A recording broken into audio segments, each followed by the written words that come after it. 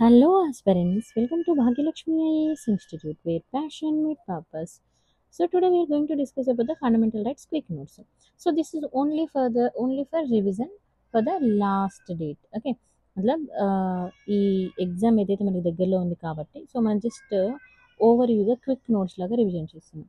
Okay, see here first of all fundamental rights తీసుకుంటే మనకి fundamental rights అనేది మరి మనం ఎక్కడ ఎలా వాడతాం అనేది చూసుకోవాలి. Okay, fundamental rights.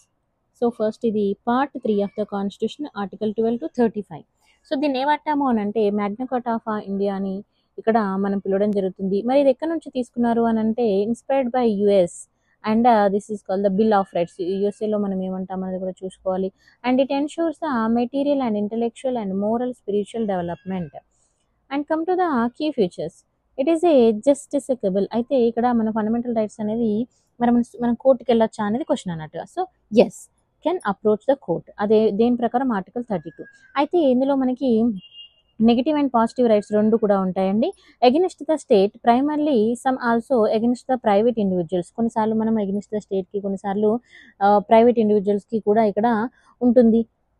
అయితే ఫండమెంటల్ రైట్స్ అనేది క్వాలిఫైడ్ ఇన్ నేచర్ అని అంటారు. అయితే ఇది మనకి పీవైక్యూలో కూడా అడిగారు, గుర్తుపెట్టుకోండి. Fundamental rights qualified in nature. Qualified అంటే ఇక్కడ చూడండి, subject to reasonable restrictions. Qualified అంటే అర్థమైందండి. అయితే మనకి ఫండమెంటల్ రైట్స్ ఉన్నాయి, నాకు మాట్లాడే హక్కు ఉంది కదా, నేను ఏది పడితే అది మాట్లాడడం కుదరదు.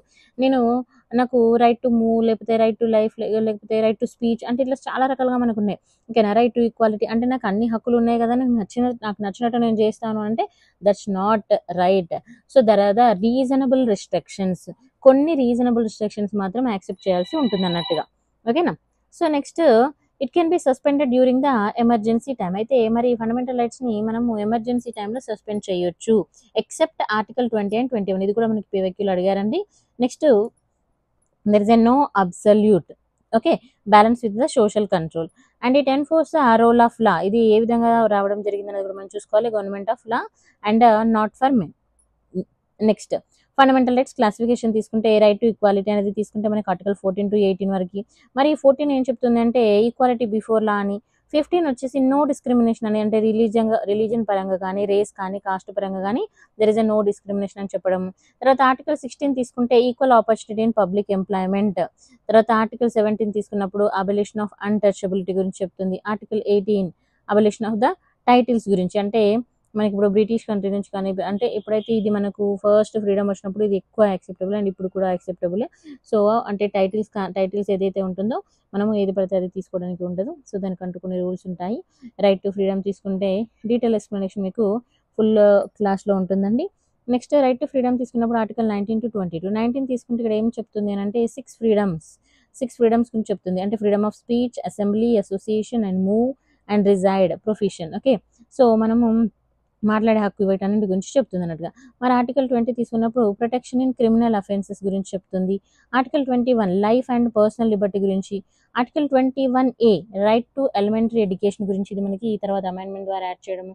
తర్వాత ఆర్టికల్ 22 తీసుకుంటే protection from the arbitrary arrest, ఏదైతే మనకి ఇష్టం వచ్చినట్టుగా అరెస్ట్ అనేది ఉండకుండా దానికి కూడా ఒక ప్రాసెస్ అనేది. తర్వాత right to against the exploitation, అంటే ఇక్కడ ఆర్టికల్ 23 తీసుకుంటే బ్యాన్ ఆన్ హ్యూమన్ ట్రాఫిక్, అంటే మనుషుల్ని పెట్టి ఫోర్స్ఫుల్ లేబర్ కానీ, లేకపోతే మనుషుల్ని ఎక్స్పోర్ట్ ఇంపోర్ట్ చేస్తుంటారు, సో వాటిని బ్యాన్ చేయడం. తర్వాత బ్యాన్ ఆన్ చైల్డ్ లేబర్ని బ్యాన్ చేయడం అనేది 14 years కంటే లెస్గా ఉన్న వాళ్ళని బ్యాన్ చేయడం ఆర్టికల్ 24 కింద వస్తుంది.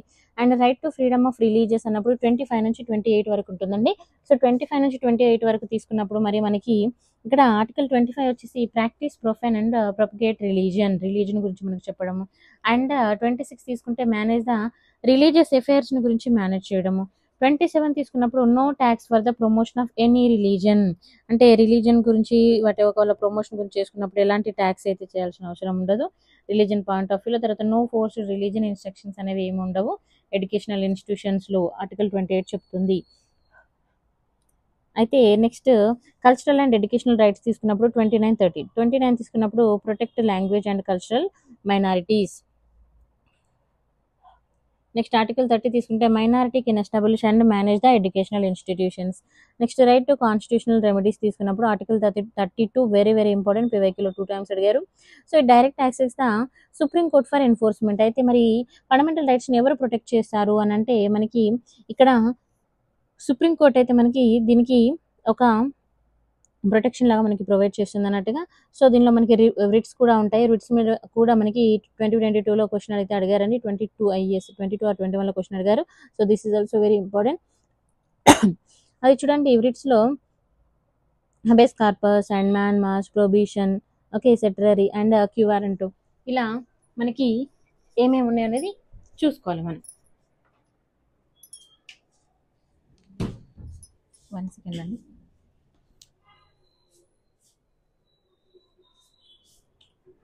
So next come to the availability of the citizenship ఆ సిటిజన్స్ ఓన్లీ. అంటే ఇందులో కొన్ని మాత్రమే సిటిజన్స్కి అవైలబుల్గా ఉంటాయి.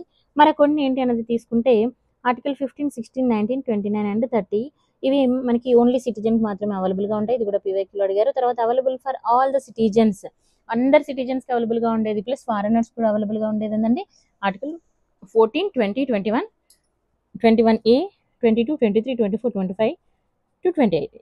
ఓకే, నెక్స్ట్ మరి ఆర్టికల్ 12 అనేది దేని గురించి చెప్తుంది? సింపుల్గా ఆర్టికల్ 12 అనేది మనకి స్టేట్ గురించి చెప్తుంది. మరి ఇందులో ఏమేమి ఇంక్లూడ్ అవుతాయి, అసలు స్టేట్ అంటే మీనింగ్ ఏంది అనేది మనం కూడా చూసుకోవచ్చు.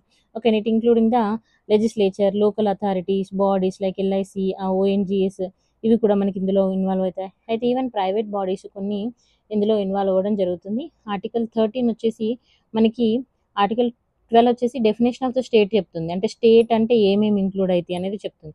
ఆర్టికల్ 13 వచ్చేసి లా గురించి చెప్తుంది, law inconsistency with the fundamental rights. ఓకేనా, గుర్తుపెట్టుకోండి. ఇక్కడ doctrine of the judicial reviews గురించి, అంటే మళ్ళీ ఇందులో ఏమి ఇంక్లూడ్ అవుతాయి అనేది కూడా మనం చూసుకోవచ్చు. తర్వాత అమైన్మెంట్స్, ఎక్స్క్లూడెడ్స్, అయితే కొన్ని అమైన్మెంట్స్ ఉంటాయి, అవి ఎక్స్క్లూడ్ ఫ్రమ్ ద ఆర్టికల్ 13 నుంచి అవి ఎక్స్క్లూడ్ చేయడం జరిగింది వయా ఆర్టికల్ 13(4) ద్వారా.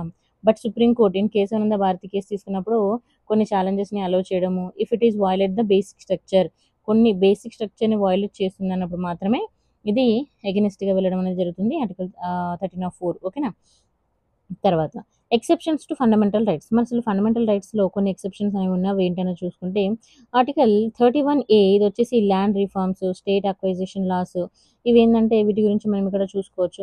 అండ్ ఆర్టికల్ 31B తీసుకుంటే 9th షెడ్యూల్ యాక్ట్ అనేది ప్రొటెక్టెడ్గా ఉంటుంది, బట్ ఆఫ్టర్ 1973 ఇది చేంజ్ చేయడం జరిగింది. 31C తీసుకుంటే DPSP, 39B, 39C override 1419ని ఓవర్ రైడ్ చేయడం జరిగింది. తర్వాత రైట్ టు ఓట్ తీసుకుంటే constitutional, it's and not a fundamental rights.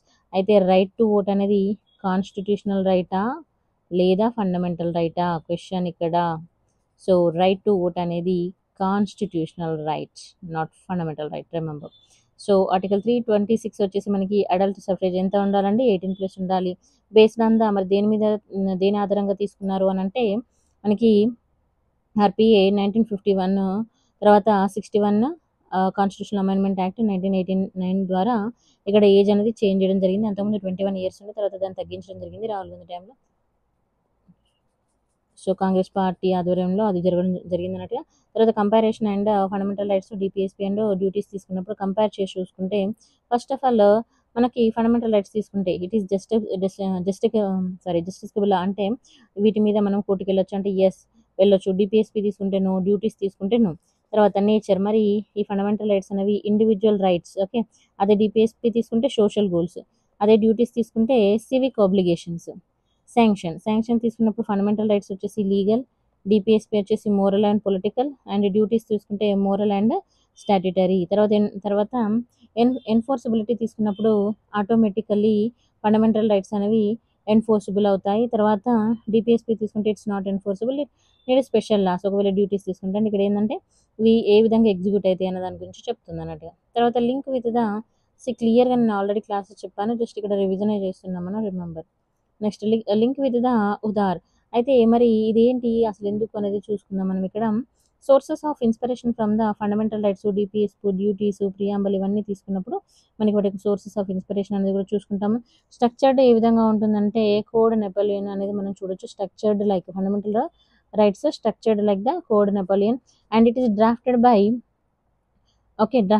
Are Cassin, based on a draft by JP Humphrey. అయితే ఇలాంటి పేర్లు గుర్తుపెట్టుకోవాలంటే ఒకసారి చూసుకోండి, ఎందుకంటే మనకి ఎవ్రీ ఇయర్ క్వశ్చన్ అనేది చేంజ్ వస్తుంది కాబట్టి important. Next right to equality, article 14 to 18. మరి ఆర్టికల్ 14 మనకేం చెప్తుంది అనంటే equality before law. Okay. Equal protection of law గురించి చెప్తుంది. ఈక్వాలిటీ బిఫోర్ లా అనంటే there is no specific privileges, equal subjection to all. ఓకేనా. Equal subjection to law like British origin నుంచి తీసుకోవడం జరిగింది. ఈక్వాలిటీ బిఫోర్ లా అనేది నెగటివ్. ఓకే. ఇది వచ్చేసి నెగటివ్ కింద వస్తుంది. తర్వాత ఈక్వల్ ప్రొటెక్షన్ ఆఫ్ లా తీసుకుంటే ఇది పాజిటివ్ కింద వస్తుంది. అమెరికన్ ఈ రెండు ఇంపార్టెంట్ పీవైక్యూలో అడిగారు ఎక్కడి నుంచి తీసుకున్నారన్న పాయింట్ ఆఫ్ వ్యూలో. తర్వాత it appeals to the citizens. ఎవరెవరికి అప్లై అవుతుంది అని అంటే ఫారినర్కి, citizens including the legal person, not ఇల్లీగల్గా వచ్చిన వాళ్ళ కాదు ఫారినర్లో. మళ్ళీ తర్వాత it allow the reasonable classification అనేది కూడా ఉంటుంది. ఓకేనా. తర్వాత రోల్ ఆఫ్ లా తీసుకున్నప్పుడు ఏవిడికే basic feature of the constitution గురించి ఇక్కడ మనం చూడొచ్చండి. మరి ఏం ఎక్సెప్షన్స్ ఉన్నాయి ఆర్టికల్ 14 పరంగా తీసుకుంటే ప్రెసిడెంట్, గవర్నరు వీళ్ళకి ఎక్సెప్షన్ అనేది ఉంటుందండి. తర్వాత పార్లమెంటరీ ప్రివిలైజెసెస్, తర్వాత డిప్లొమాటిక్ ఇమ్యూనిటీ కూడా ఉంటుంది. తర్వాత ఆర్టికల్ 31 ఓవర్ రైట్ చేయడం జరిగింది. ఆర్టికల్ 14 ఫర్ ఎందుకు అనంటే కొన్ని లాస్ కోసము. ఓకేనా. నెక్స్ట్ ఆర్టికల్ 15 తీసుకుంటే ఏం చెప్తుందంటే ప్రొహిబిషన్ ఆఫ్ ద డిస్క్రిమినేషన్. అంటే మనము కులాన్ని, మతాన్ని, జాతిని, సెక్స్ని అంటే సెక్స్ మతలబ్ కూడా మేల్ ఫీమేల్ ఇలా ఎక్కడ పుట్టారు అనే దాని విధంగా మనము డిస్క్రిమినేషన్ చూపించొద్దు అనే దాని గురించి చెప్పేది మనకు ఆర్టికల్ 15. అయితే it apply only to the citizen. ఎవరికి అప్లై అవుతుంది అనేది కూడా చూసుకోవాలి. 15 తీసుకున్నప్పుడు access to the public places it's can't be denied. ఓకేనా. పబ్లిక్ ప్లేసెస్ అందరికి కూడా వర్తిస్తాయని. తర్వాత పర్మిషబుల్ ప్రొవిజన్స్ తీసుకుంటే 15 తీసుకుంటే స్పెషల్ ప్రొవిజన్ ఫర్ ఉమెన్ కోసం. అంటే కొన్ని ప్లేసెస్లో కొన్ని ఎక్సెప్షన్స్ ఉంటాయి. అవి ఏంటి అంటే కొన్ని ఇప్పుడు ఆర్టికల్ 15 మనకి ఉమెన్ ఎక్సెప్షన్స్, చిల్డ్రన్ గురించి కొన్ని ప్రొవిజన్స్ పెట్టింది. తర్వాత 15 తీసుకున్నప్పుడు ఎస్సీ ఎస్టీ ఎడ్యుకేషనల్ అప్లిఫ్ట్మెంట్ గురించి. 15 తీసుకున్నప్పుడు reservation educational institution like not minority institutions అండి, ఎడ్యుకేషనల్ ఇన్స్టిట్యూషన్ రిజర్వేషన్ గురించి చెప్పడము. 15 తీసుకున్నప్పుడు 10% of EWS quota. So this is also very very important. Recent 103 amendment of 2019. Okay. తర్వాత ఆర్టికల్ 16 తీసుకుంటే ఈక్వాలిటీ ఆఫ్ ఆపర్చునిటీ అనేది public ఎంప్లాయ్మెంట్లో ప్రొవైడ్ చేయడము. అంటే there is no discrimination religion, caste బేస్గా ఎలాంటి డిస్క్రిమినేషన్ ఉండకూడదు. అయితే మళ్ళీ ఇందులో ఎక్సెప్షన్స్ ఏంటి అని అంటే ఇక్కడ రెసిడెన్స్ బేస్డ్ క్వాలిఫికేషన్స్ అనేది ఇక్కడ అలో చేయడం జరుగుతుంది. ఎగ్జాంపుల్ తెలంగాణ, ఆంధ్ర మాత్రం ఇక్కడ మోస్ట్ ఎక్సెప్షన్ అండి. తర్వాత 16 తీసుకుంటే reservation for the backward classes. ఓకేనా. 16 తీసుకున్నప్పుడు ఇక్కడ promotion of SC ST. 4B తీసుకున్నప్పుడు forward rule for the backlog vacancies. And 16 తీసుకున్నప్పుడు 10%. ఇది కూడా ఇందులో ఇంపార్టెంట్. ఆల్రెడీ ఇవన్నీ కూడా మనకి పీవైకి రిలవెంట్గా వచ్చేసినాయి. సో మళ్ళీ చూసుకోండి, క్వశ్చన్ ఫ్రేమ్ చేసే ఛాన్సెస్ ఉంటుంది. Next important cases and commissions తీసుకున్నప్పుడు ఇందిరా సహాన్ కేసు తీసుకున్నప్పుడు 1992లో 27% ఓబీసీ కోటా అనేది వ్యాలిడ్ అని చెప్పడం. నో రిజర్వేషన్ ఇన్ ప్రమోషన్లో రిజర్వేషన్ గురించి ఇక్కడ రిజర్వేషన్ అనేది ఉండదు అని చెప్పడం. తర్వాత క్రీమీ లేయర్ ఎక్స్క్లూడ్ అని చెప్పడం అనేది జరిగింది. ఓకేనా. తర్వాత 102 కాన్స్టిట్యూషన్ అమెండ్మెంట్ యాక్ట్ 2018లో ఎన్సీబీసీ ఏం చెప్పింది, మేడ్ ద కాన్స్టిట్యూషనల్ వయ ఆర్టికల్ 338 ఏర్పాటు చేయడము. తర్వాత 85 కాన్స్టిట్యూషన్ అమెండ్మెంట్ 2001లో తీసుకున్నప్పుడు ఇక్కడ seniority for the SC ST promotions గురించి చెప్పడం అనేది జరిగింది. ఆర్టికల్ 17 ఇదేం చెప్తుందంటే అబలిషన్ ఆఫ్ ద అన్టచబిలిటీ గురించి చెప్తుంది. అంటే ఇక్కడ మనకి కొంతమంది అంటే లైక్ సపరేట్ చేసి చూడడం ఇలాంటివి జరుగుతుంది. సో ఆ అన్టచబిలిటీ అనేది లేకుండా ఇక్కడ చేయడం అనేది జరిగిందండి. సివిల్ రైట్స్ని ప్రొటెక్ట్ చేస్తుంది. Protection of the civil rights act 1955 ప్రకారం ఇట్స్ అమెండెడ్ 1976. ఓకే. తర్వాత ఎస్సీ అంటే సుప్రీంకోర్టు అబ్జర్వేషన్ తీసుకున్నప్పుడు పియూడిఆర్ కేసులో తీసుకున్నప్పుడు 1982లో it is applicable against the private individuals. ఎవరెవరికి ఇది అప్లికేబుల్ అవుతుంది ఎగెనిస్ట్గా అన్నప్పుడు. తర్వాత మైసూర్ కోర్టు తీసుకున్నప్పుడు it is applies to the historical practices, no literal untouchability అనే దాని గురించి చెప్పడం జరిగింది. ఆర్టికల్ 18 తీసుకుంటే టైటిల్స్ గురించి చెప్తుంది. అంటే ఇప్పుడు కొంతమందికి కొన్ని టైటిల్స్ అనేవి ఇవ్వడం జరుగుతుంది వేరే వేరే ప్లేసెస్ నుంచి. సో కొన్ని టైటిల్స్ మనము ప్రొహిబిట్ చేస్తున్నాము.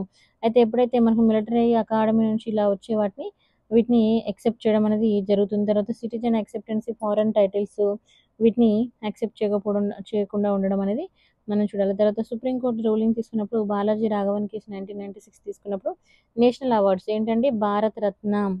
ఎగ్జాంపుల్ భారతరత్న అనేది రావడము. Bharat Ratna are not a titles. Bharat Ratna అనేది this is not a title under the article 18 కింద ఇది రాదని చెప్పడం. తర్వాత cannot use award for prefix and suffix. ఇలాంటి అవార్డ్స్ని వాళ్ళ పేరు ముందు కానీ పేరు తర్వాత కానీ పెట్టుకోవద్దని చెప్పడం జరిగింది. తర్వాత టైమ్ లైన్ తీసుకుంటే అవార్డ్ స్టార్ట్ 1954లో స్టార్ట్ అయినది. తర్వాత 1977లో అబలిష్ చేయడము. ఓకేనా. మొరార్జీ దేశాయ్ గవర్నమెంట్‌లో తర్వాత రివైవ్డ్ 1980లో ఇందిరాగాంధీ టైంలో మళ్ళీ రివైవ్ చేయడం అనేది జరిగింది. And if come to the conclusion of this chapter తీసుకుంటే రైట్ టు ఈక్వాలిటీ అనేది ఇండియన్స్ ఇస్తున్నప్పుడు justice and fairness and social harmony ప్రొటెక్షన్లో ఇది చాలా మేజర్ రోల్ అనేది ప్లే చేస్తుంది. నెక్స్ట్ రైట్ టు ఫ్రీడమ్ తీసుకున్నప్పుడు 19 to 22. మరి 19 to 22 తీసుకుంటే 19 వచ్చేది మనకి ఇక్కడ 6 ఫండమెంటల్ ఫ్రీడమ్స్ గురించి చెప్తుందండి. 19 తీసుకుంటే స్పీచ్ అండ్ ఎక్స్ప్రెషన్. ఓకేనా. 1A. మరి 1B తీసుకున్నప్పుడు పీస్ఫుల్ అసెంబ్లీ అంటే ఏదైనా మీటింగ్ పెట్టుకోవచ్చు, బట్ అక్కడ ఎలాంటి గొడవలు కాకుండా చూసుకోవాలి. తర్వాత ఫార్మ్ ద అసోసియేషన్స్, యూనియన్స్, ఏమైనా యూనియన్స్ కానీ ఇప్పుడు వర్కర్స్ యూనియన్ అని, అసోసియేషన్స్ అని, కమ్యూనిటీస్ అని ఇలా పెట్టుకోవచ్చు, కానీ ఎలాంటి ఇష్యూస్ లేవద్దు. తర్వాత move freely with in India, ఇండియాలో ఎక్కడికన్నా వెళ్ళొచ్చు. ఓకేనా. అలానే ఎమర్జెన్సీ టైంలో వెళ్తా అంటే కుదరదు. ఓకేనా. తర్వాత మూవ్ ఫ్రీలీ ఇండియా, తర్వాత reside and settle in any part of India, ఇండియాలో ఎక్కడైనా ఉండొచ్చు. అలా అని నార్త్ ఈస్ట్ ప్లేస్లో నేను యూనియన్ టెరిటరీలో కొన్ని ట్రైబల్ ఏరియాలో నేను వెళ్తా అంటే మాత్రం కుదరదండి, కొన్నింటికి రిస్ట్రిక్షన్స్ ఉంటాయి. So that's why fundamental rights అనేవి వీటికి రీజనబుల్ రిస్ట్రిక్షన్స్ కూడా ఉంటాయి, గుర్తుపెట్టుకోవాలి. తర్వాత practice any profession and trade and business, ఏదైనా ప్రొఫెషన్ చేసుకోవచ్చు, that to not violate the law, remember. తర్వాత రీజనబుల్ రిస్ట్రిక్షన్స్ తీసుకున్నప్పుడు చూడండి ఇక్కడ ఎలాంటి సందర్భంలో అంటే సెక్యూరిటీ ఆఫ్ స్టేట్కి సెక్యూరిటీ ఇష్యూ, తర్వాత పబ్లిక్ ఆర్డరు, తర్వాత డిఫెన్స్ అండ్ మొరాలిటీ, తర్వాత డిఫార్మేషను, తర్వాత కంటెంప్ట్ ఆఫ్ కోర్ట్ కానీ సావర్నిటీ, ఇంటిగ్రిటీ ఇలాంటి విషయంలో ఇవి రీజనబుల్ రిస్ట్రిక్షన్స్ అనేవి వర్తిస్తాయి. తర్వాత ఇంపార్టెంట్ కాన్సెప్ట్ తీసుకుంటే సుప్రీంకోర్టు తీసుకున్నప్పుడు ఫండమెంటల్ రైట్స్ అండర్ 19 to 21 తీసుకున్నప్పుడు enforceable even against the private actors. Okay. తర్వాత ప్రాపర్టీ రైట్ అనేది రిమూవ్ చేయడం జరిగింది 44th కాన్స్టిట్యూషన్ అమెండ్మెంట్ యాక్ట్ 1978లో. అయితే ఇప్పుడు మరి ప్రాపర్టీ రైట్ అనేది తీసుకుంటే ఇప్పుడు ఇది లీగల్. ఓకేనా. It's a legal right under the article 300, remember, పీవైక్యూలో అడిగారు. తర్వాత ఫ్రీడమ్ వైజ్ ఇన్సైట్స్ తీసుకున్నప్పుడు 19(1) ఆఫ్ ఏ అంటే మనం ఫ్రీడమ్ ఆఫ్ స్పీచ్ అన్నాం కదా. సో జస్ట్ అవి ఒకసారి చూసుకోండి.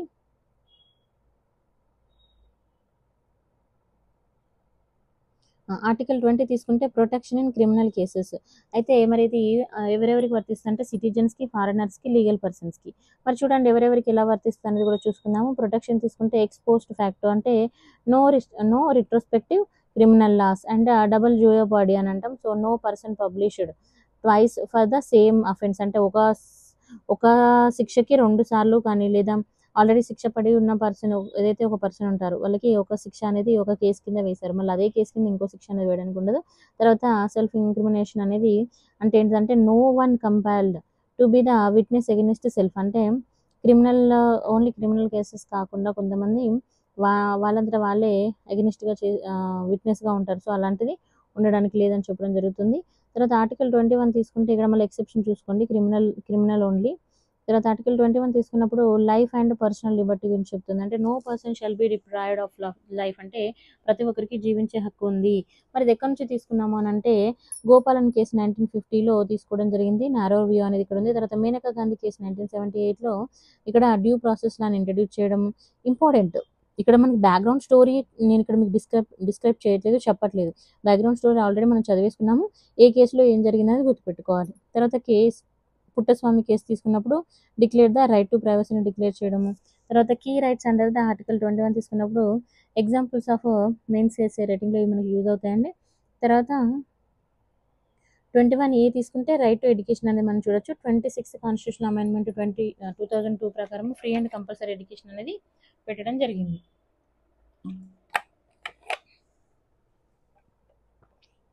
6 to 14 years పిల్లలకి. తర్వాత ఇట్ ఎన్ఫోర్స్డ్ వయా మనకి ఆర్టీ యాక్ట్ ద్వారా 2009లో వీటిని ఎన్ఫోర్స్ చేయడము. తర్వాత లింక్డ్ విత్ ద డిపిఎస్పీ అంటే directive principles of the state policy article 45 and fundamental duties article 51 వీటి మీద పీవైక్యూస్ అడిగారండి. సో వాటికి లింక్ చేయడం అనేది జరిగింది. ఆర్టికల్ 22 తీసుకున్నప్పుడు protection in arrest and detection protection చేయడంలో ఆర్టికల్ 22 అనేది మేజర్ రోల్ ప్లే చేస్తుంది. మరి ఏం చేస్తుంది అని అంటే ఆర్డినరీ అరెస్ట్ తీసుకున్నప్పుడు ఇది for ordinary arrest, remember. Right to be informed of the ground, అసలు ఎందుకు అరెస్ట్ చేస్తున్నారు అనేది చెప్పాలి. తర్వాత రైట్ టు కన్సల్ట్ లాయర్ని కన్సల్ట్ అయ్యే అవకాశం అనేది వాళ్ళకు ఉంటుంది.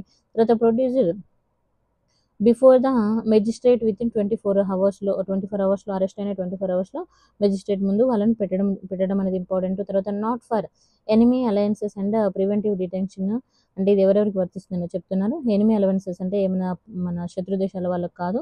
తర్వాత ఫర్ ప్రివెంటివ్ డిటెక్షన్ తీసుకున్నప్పుడు up to 3 months without advisory board or approval అనేది ఉంటుంది. Only parliament can extend beyond the 3 months. అయితే ప్రివెంటివ్ డిటెక్షన్ అయితే ఎప్పుడో వరకు వర్తిస్తుంది అంటే అప్ టు 3 months వరకు ఉంటుంది. ఆఫ్టర్ దట్ ఖచ్చితంగా మళ్ళీ ఇక్కడ ఓన్లీ పార్లమెంట్ దాన్ని ఇక్కడ ఎక్స్టెండ్ అనేది చేయడం జరుగుతుంది. ఎక్స్క్లూసివ్ పవర్స్ తీసుకున్నప్పుడు డిఫెన్స్, ఫారెన్, నేషనల్ సెక్యూరిటీ వీళ్ళకి ఎక్స్క్లూసివ్ పవర్స్ అయితే ఉంటాయి. ఓకేనా. Next India only democracy with the preventive detection in constitution. Remember this is the very very important. Article 21 తీసుకున్నప్పుడు protection of life and personal liberty గురించి చెప్తుంది. అయితే no person shall be deprived of his life or personal liberty, ఎవరు కూడా వాళ్ళ యొక్క అందరికీ బ్రతికే హక్కు ఉంది. ఇంకోటి ఏంటంటే లిబర్టీ అని అంటే స్వేచ్ఛ, వాళ్ళకు నచ్చినట్టుగా బ్రతకడం. అయితే ఇది మరి సిటిజన్కి నాన్ సిటిజన్కి అందరికీ వర్తిస్తుంది. It cover all the individuals కానీ అటానమీ కానీ తర్వాత డిగ్నిటీ, లిబర్టీ అందరికీ కూడా ఇది వర్తిస్తుంది. సోర్స్ తీసుకుంటే ఎక్కడి నుంచి తీసుకున్నామంటే establish by law, Japan origin. Remember this PYQ. తర్వాత ఎక్స్టెండెడ్ ఇంటర్ప్రిటేషన్ తీసుకుంటే due process of law, Maneka Gandhi case 1974. తర్వాత ల్యాండ్ మార్క్ కేసెస్ తీసుకున్నప్పుడు ఏకే గోపాలన్ 1950. ఇక్కడ నేరో ఇంటర్ప్రిటేషన్ అనేది మనం చూడొచ్చు, protection only from the executive action. అదే మేనకా గాంధీ కేసు తీసుకుంటే 1978 ఎక్స్టెండెడ్ ద స్కోప్ అనేది ఎక్స్టెండ్ అయింది. Law must be just fair and రీజనబుల్గా ఉండడం. తర్వాత పుట్టస్వామి కేసు తీసుకున్నప్పుడు 2017లో రైట్ టు ప్రైవసీ అనేది కూడా part of life and Liberty అని చెప్పడం. తర్వాత హదియా కేసు తీసుకున్నప్పుడు రైట్ టు మ్యారీ పర్సన్ అనేది is a choice, right to marry person of a choice అనేది కూడా ఆర్టికల్ 21 కింద రావడం జరిగింది. ఓకేనా.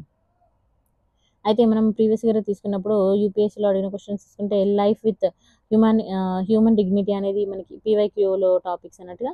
తర్వాత లైవ్లీహుడ్, ప్రైవసీ, హెల్త్, షెల్టర్ వీటన్నిటి మీద PYQలో క్వశ్చన్ అడిగారు. తర్వాత మనం ఎడ్యుకేషనల్ 6 to 14 years మీద క్వశ్చన్ అడిగారు. తర్వాత రైట్ టు డై మీద క్వశ్చన్ అడిగారు. తర్వాత ప్రొటెక్షన్ ఫ్రమ్ హిమ్ అంటే వాళ్ళు ప్రొటెక్ట్ చేసుకోవడం. తర్వాత fair trial and reputation, freedom from the noise pollution, ఇవన్నీ టాపిక్స్ మీద కూడా మనకి PYQలో అడిగారండి. ఆర్టికల్ 21 తీసుకున్నప్పుడు 21A రైట్ టు ఎడ్యుకేషన్ అనేది 6 to 14 years వాళ్ళకి ఇక్కడ ఇంక్లూడ్ చేయడం అనేది జరిగింది. అయితే ఇన్సర్టెడ్ ఎలా దీన్ని ఇందులో పెట్టారు అని అంటే 86 కాన్స్టిట్యూషన్ అమెండ్మెంట్ యాక్ట్ 2002 ద్వారా పెట్టడం, ఇంప్లిమెంటేషన్ ఏమో RT యాక్ట్ 2009 ద్వారా జరగడము. స్కోప్ తీసుకుంటే only elementary education only elementary education అనేది ఫండమెంటల్ రైట్లోకి వస్తుంది. తర్వాత కృష్ణ కేసు తీసుకున్నప్పుడు ప్రైమరీ ఎడ్యుకేషన్ అనేది పార్ట్ ఆఫ్ ఆర్టికల్ 21. ఇంపార్టెన్స్ ఎందుకనంటే ఎడ్యుకేషన్ ఫర్ ఆల్ అనే మూవ్మెంట్ ద్వారా దీన్ని తీసుకురావడం జరిగింది. తర్వాత ప్రొవిజన్స్ చేంజెస్ తీసుకుంటే DPSPలో ఆర్టికల్ 45 ఎర్లీ చైల్డ్హుడ్ గురించి చెప్పడం జరుగుతుంది. టిల్ 66 year వరకు ఎర్లీ చైల్డ్హుడ్ 60 years వరకు. ఓకేనా. తర్వాత మన ఫండమెంటల్ డ్యూటీస్ తీసుకుంటే 51AK తీసుకున్నప్పుడు మన డ్యూటీ ఆఫ్ పేరెంట్ అండ్ గార్డియన్స్కి వాళ్ళ ఖచ్చితంగా వాళ్ళకి పిల్లలకి 6 to 14 years మధ్యలో ఉన్న పిల్లలకి వాళ్ళ ఎడ్యుకేషన్ అనేది ఇవ్వడం అనేది కంపల్సరీ అని చెప్పడం. తర్వాత రైట్ అగెనిస్ట్ ఎక్స్ప్లాయిటేషన్ అనేది మనం తీసుకుంటే ఆర్టికల్ 23 and 24 అండి. మరి ఈ 22-24 ఏం చేస్తుందంటే 23-24 ఏం చేస్తుందంటే హ్యూమన్ ట్రాఫికింగ్ అండ్ ఫోర్స్ఫుల్ లేబర్ని ప్రొటెక్ట్ చేస్తుంది. అయితే it is applicable to the citizens, non citizens అందరికీ. తర్వాత బోత్ స్టేట్ అండ్ ప్రైవేట్ ఇండివిజువల్కి. తర్వాత కంపల్సరీ పబ్లిక్ సర్వీస్ అనేది ఇక్కడ మిలిటరీ, సోషల్ సర్వీస్ అనేది మనం చూడొచ్చు. తర్వాత నో డిస్క్రిమినేషన్, ఎలాంటి డిస్క్రిమినేషన్ అయితే ఉండదు. మరి వాట్ ఈస్ ద డెఫినేషన్ తీసుకుంటే ఇక్కడ బేగర్ అంటే ఫోర్స్ఫుల్ లేబర్ వితౌట్ పేమెంట్. ఎవరైతే ఇది PYQలో అడిగారండి. సేమ్ వర్డ్ కూడా రిపీటెడ్గా ఉంటుంది మీకు వర్డ్ బేగర్ అనేది. సో ఇక్కడ అయితే మరి ఏంటి దీని అర్థం అని అంటే లేబర్ వితౌట్ ఏ పేమెంట్ అని అర్థం. అయితే ఫోర్స్ఫుల్ లేబర్ అంటే వర్క్ ఎగనిస్ట్ వాళ్ళకి నచ్చకపోయినా, ఇష్టం లేకపోయినా, ఫిజికల్గా, లీగల్గా, ఎకనామికల్గా అంటే వాళ్ళని వాడుకోవడం అన్నట్టుగా. హ్యూమన్ ట్రాఫికింగ్ తీసుకున్నప్పుడు అర్థం ఏమొస్తుందంటే అమ్మడం, కొనడం ఎవరిని, మనుషుల్ని. సో దాన్ని హ్యూమన్ ట్రాఫికింగ్ అంటాము. అయితే కేసులా తీసుకున్నప్పుడు Vishal jet and versus of union of India కేసులో తీసుకున్నప్పుడు ఇది delayed on non payment of wages అనే దాని మీద ఇది రావడం జరిగింది అండర్ ద ఆర్టికల్ 23.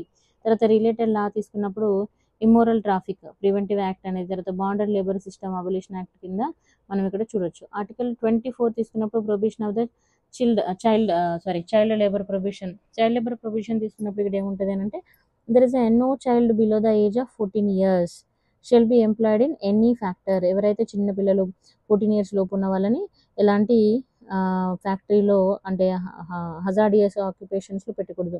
ఓకేనా. అంటే విషపూరితమైన డేంజరస్ ప్లేసెస్లో వారిని పెట్టుకోకూడదు. తర్వాత prohibits hazardous work for less than 14 years. తర్వాత హార్మ్లెస్ అండ్ ఇన్ఫార్మల్ వర్క్స్లో పెట్టకూడదు. తర్వాత linked with article 21A right to education అనేది ప్రొవైడ్ చేయడము. తర్వాత కేసెస్ తీసుకున్నప్పుడు రిలవెంట్గా MC Mehta versus state of Tamil Nadu case అనేది మనం ఇక్కడ చూడొచ్చు. బయట ఇది ఏం చేసిందంటే బ్యాన్ ద చిల్డ్రన్స్ని బ్యాన్ చేయడం జరిగింది. ఫైర్ క్రాకర్లో ఏది మనకి ఫైర్ క్రాకర్స్ తయారు చేస్తారు కదా, సో ఆ కంపెనీలో అన్నట్టుగా. Okay, next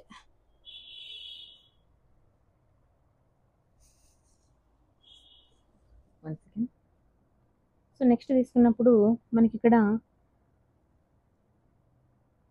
child labour amendment act అనేది రావడం జరిగింది. చైల్డ్ లేబర్ అమెండ్మెంట్ యాక్ట్ తీసుకున్నప్పుడు it's prohibit all the work for the childrens. ఎవరిని 14 లోపు ఉన్న వాళ్ళందరినీ కూడా అన్ని వర్క్స్లో నుంచి వీళ్ళని పెట్టుకోవడం అనేది రాంగ్ అని చెప్పడము, అంటే పెట్టుకోవద్దని చెప్పడము, బ్యాన్ చేయడం అనేది జరిగింది. తర్వాత పెనాల్టీస్ అయితే వాళ్ళకి ఎలా ఉంటాయంటే 6 months నుంచి 2 years జైలు శిక్ష కానీ 20 నుంచి 50,000 ఫైన్ కూడా ఉంటుంది. కొన్నిసార్లు 2 కూడా వర్తించే ఛాన్సెస్ ఉంటుంది పెట్టుకుంటూ వీళ్ళు. తర్వాత గవర్నమెంట్ ఇనిషియేటివ్, మరి దీనికి ఏం చేసింది గవర్నమెంట్ అని అంటే commission for the protection of the child rights act అనేది తీసుకురావడం జరిగింది 2005లో. ఓకేనా. తర్వాత child labour rehabilitation welfare fund అనేది తీసుకురావడము, వాళ్ళకి డొమెస్టిక్ వర్క్స్ హోటల్ ఇలాంటి ప్లేసెస్ ఎవరైతే ఉంటారో వాటిని బ్యాన్ చేయడం అనేది కూడా జరిగింది. అంటే హోటల్లో అన్ని ప్లేసెస్లో ఉన్న వాళ్ళని అలా పెట్టుకోవద్దని బ్యాన్ చేసి వాళ్ళకి కొంచెం ఫండ్ రిలీజ్ చేసి వాళ్ళని ఎడ్యుకేషన్ కింద కానీ అలా తీసుకురావడం జరిగింది అన్నట్టుగా. తర్వాత right to freedom of religion, అంటే ఎవరికి నచ్చిన మతాన్ని వాళ్ళు ఇక్కడ ఫాలో అవుతారు. And right to profess, right to practice, right to propagate. Okay, limits తీసుకుంటే ఇది ఒకటే, ఎవరినైనా కూడా ఫోర్స్ఫుల్గా కన్వర్ట్ అనేది చేయకూడదు. ఓకేనా, ఇది అందరికీ వర్తిస్తుంది, సిటిజన్కి నాన్ సిటిజన్కి. ఎక్స్ప్లెనేషన్ తీసుకున్నప్పుడు ఇక్కడ kirpan includes in the Sikh religions. ఇక్కడ మనకి సిక్కులు పెట్టుకుంటారు కదండి, వాళ్ళ యొక్క తలకు ఒక తలపాగలాగా పెట్టుకుంటారు కదా, సో వాళ్ళ ట్రెడిషన్ వాళ్ళని ఫాలో అవ్వాలి. అది హిందూస్ ఇంక్లూడ్ ద జైన బుద్ధి సిక్కుస్, సో ఇలా. ఓకే, నెక్స్ట్ ఆర్టికల్ 26 తీసుకున్నప్పుడు ఫ్రీడమ్ టు మేనేజ్ రిలీజియస్ అఫైర్స్ని ఎలా మేనేజ్ చేయడము అంటే ఇక్కడ రిలీజియస్ అండ్ చారిటబుల్ ఇన్స్టిట్యూషన్స్ అనేవి ఏర్పాటు చేయడము, manage to own the religious అఫైర్స్ని మేనేజ్ చేయడము, own and acquire the properties కానీ, తర్వాత అడ్మినిస్ట్రేటర్ ప్రాపర్టీ పర్ లా కింద తీసుకురావడం. తర్వాత సబ్జెక్ట్ తీసుకుంటే పబ్లిక్ ఆర్డర్, తర్వాత మొరాలిటీ, హెల్త్ అనేది ఇంపార్టెంట్. నో సబ్జెక్ట్ తీసుకున్నప్పుడు ఫండమెంటల్ రైట్స్ లైక్ ఆర్టికల్ 25. అయితే సుప్రీంకోర్టు ఇక్కడ తీసుకున్నప్పుడు కొన్ని షేర్ అయితే చేయడం జరిగింది. ఎగ్జాంపుల్ రామకృష్ణ మిషన్, ఆనంద్ మార్గ్, ఇవన్నీ కూడా మనకి ఇక్కడ నో డినోమినేషన్ అంటే వీటిని అరవింద్ బోస్ సొసైటీ తీసుకున్నప్పుడు ఇట్స్ నాట్ ఏ డినోమినేషన్, ఇలా కొన్నిటి గురించి మనకు చెప్పడం. ఆర్టికల్ 27 తీసుకున్నప్పుడు no tax for the promotion of the religion. వాళ్ళ ప్రమోషన్స్ వాళ్ళు చేసుకున్నప్పుడు వాళ్ళు ఎలాంటి ట్యాక్స్ పే చేయాల్సిన అవసరం లేదు. ఓకేనా. నెక్స్ట్ 28 తీసుకున్నప్పుడు no religious instructions in state institutions. ఏవైతే మనకి స్టేట్ ఇన్స్టిట్యూషన్స్ ఉంటాయో అలాంటి వాటిలో రిలీజియన్స్ ఇన్స్ట్రక్షన్స్ అనేది పెట్టకూడదు. ఓకేనా. టైప్ ఆఫ్ ఎడ్యుకేషనల్ ఇన్స్టిట్యూషన్స్, ఇక్కడ మనకి డిఫరెంట్ టైప్స్ ఉంటాయండి.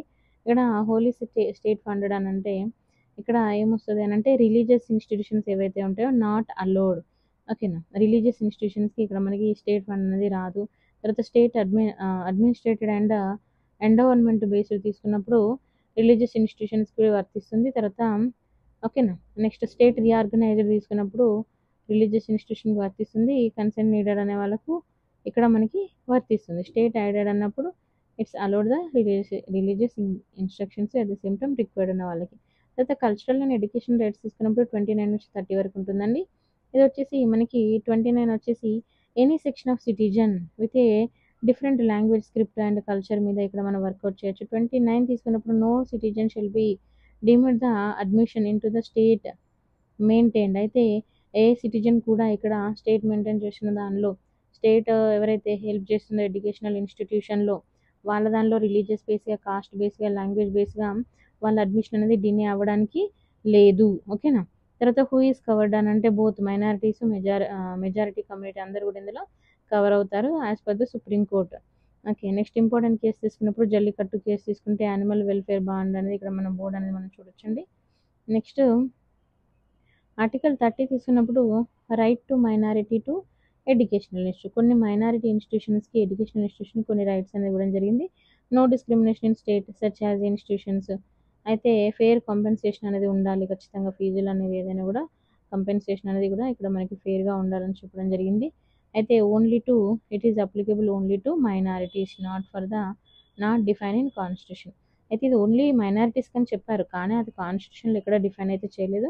And including the instructions in the minority own language వాళ్ళు పెట్టుకోవచ్చు, మైనారిటీ వాళ్ళు. ఓకేనా.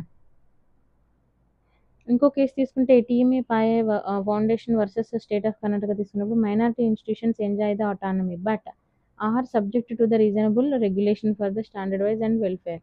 Okay, next types of minority institutions తీసుకున్నప్పుడు టైప్ 1 తీసుకుంటే రికగ్నైజ్డ్ అండ్ రెగ్యులర్ తీసుకున్నప్పుడు ఏ విధంగా ఉందనేది జస్ట్ చూసుకోండి. తర్వాత రైట్స్ ఆఫ్ మైనారిటీ ఇన్స్టిట్యూషన్స్ తీసుకుంటే appoint and manage the staff, వాళ్ళు ఏం చేసుకోవచ్చు, appoint and manage the staff and set a fees పెట్టుకోవచ్చు.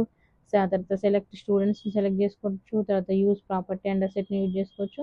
చూస్ గవర్నింగ్ బాడీని చూస్ చేసుకోవచ్చు. It's not absolute. అయితే it must avoid the Malan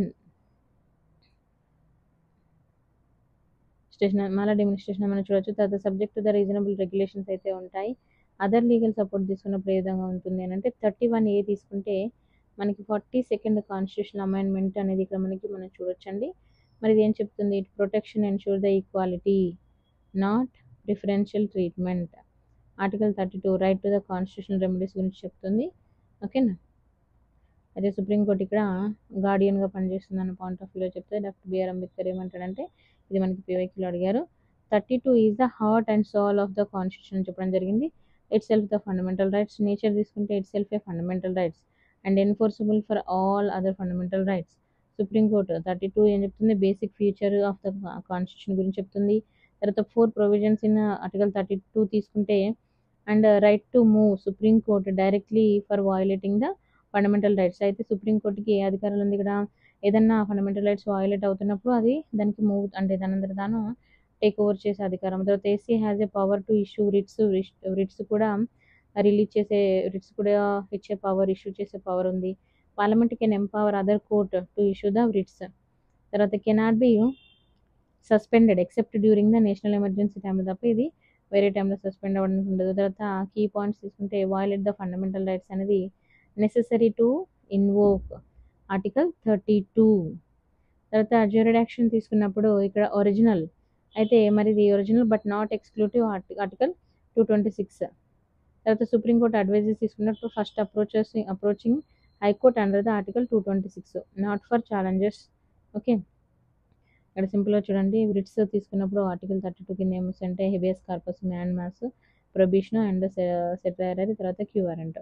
ఇక్కడ హెబియస్ కార్పస్ అనేది to have the body. Okay, it release the from illegal detention release చేస్తుంది. Public person, private person, ఇవి చాలా important చూసుకోవాలి. పీవైక్యూలో అడిగారు ఎవరు include habeas కార్పస్లో public and private person. Mandamus తీసుకున్నప్పుడు ఇది వీ కమాండ్ అని అంటాము. ఇక్కడ government officials, government bodies, tribunals. It's not for private individual, remember this. తర్వాత ప్రొహిబిషన్ తీసుకున్నప్పుడు ఇట్ స్టాప్స్ ద లోయర్, ఇదేం చేస్తుంది, stops lower courts from the exceeding jurisdiction. Lower కోర్ట్స్ని ఇక్కడ ఎక్సీడింగ్ జ్యూరిడాక్షన్ని స్టాప్ చేయడము. ఓకేనా. తర్వాత సెటరీ తీసుకున్నప్పుడు టు బీ సర్టిఫైడ్ అని అంటాం, అంటే ట్రాన్స్ఫర్ ద ఏదైతే కొన్ని లోయర్ కోర్టులో ఉన్న కేసెస్ని హైయర్ కోర్టులోకి ట్రాన్స్ఫర్ చేయడం. తర్వాత క్యూ అంటూ తీసుకుంటే by what authority, A authority ప్రకారం నువ్వు నన్ను ఇక్కడ అరెస్ట్ చేస్తున్నామని అంటాం కదా, సో అలా బై వాట్ అథారిటీ అనే దాని గురించి చెప్తుంది. తర్వాత సుప్రీంకోర్టు 1991 తీసుకున్నప్పుడు ఇక్కడ certiorari can also be issued against the administrative bodies అని చెప్పడం జరిగింది. తర్వాత సుప్రీంకోర్టు, హైకోర్టు రిట్ జ్యూరిడాక్షన్ తీసుకుంటే ఏ విధంగా ఉందంటే, ఇప్పుడు ఫస్ట్ సుప్రీంకోర్టు తీసుకుంటే మనకి only for enforcement of the fundamental rights మాత్రమే ఎన్ఫోర్స్ చేస్తుంది. అదే హైకోర్టు తీసుకుంటే fundamental rights and any other legal rights కూడా ఎన్ఫోర్స్ చేస్తుంది. Okay, for any cases. Okay, next territorial scope తీసుకున్నప్పుడు సుప్రీంకోర్టు అనేది కంప్లీట్ ఇండియా, అదే మన హైకోర్టు అంటే మనకి స్టేట్లో మాత్రమే వస్తుంది. నేచర్ తీసుకుంటే మ్యాండేటరీ, అదే హైకోర్టు తీసుకుంటే మ్యాండేటరీ అనేది ఏమి ఉండదు. తర్వాత పవర్ టు రిఫ్యూజ్ అంటే supreme court usually can not refuse అనేది మనం ఇక్కడ చెప్పొచ్చు. అదే హైకోర్టు తీసుకుంటే can refuse. Suspension of article 32 తీసుకుంటే ఓన్లీ నేషనల్ ఎమర్జెన్సీ టైంలో. ఓకేనా.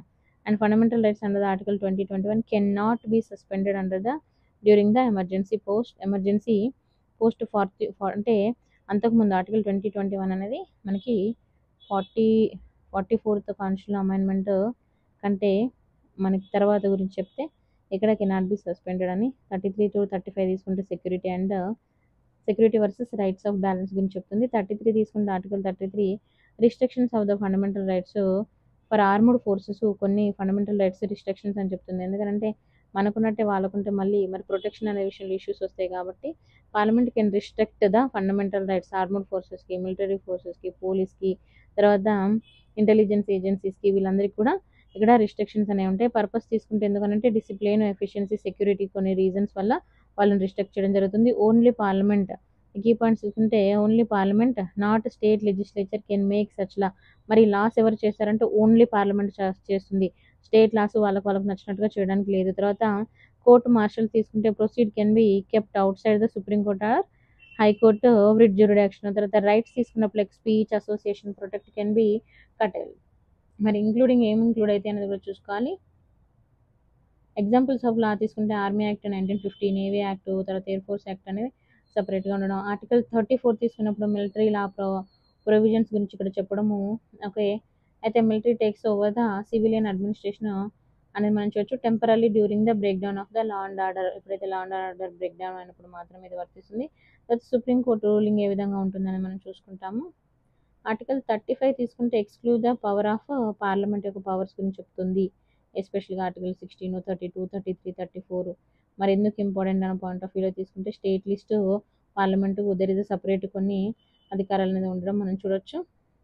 So this is the complete fundamental rights. ఈ పీడిఎఫ్ కావాలనుకున్న వాళ్ళు నేను ఆల్రెడీ చెప్పాను, ఈ నెంబర్కి మెసేజ్ చేయండి. I will share. Thank you so much for watching. If you like the video, like share and subscribe.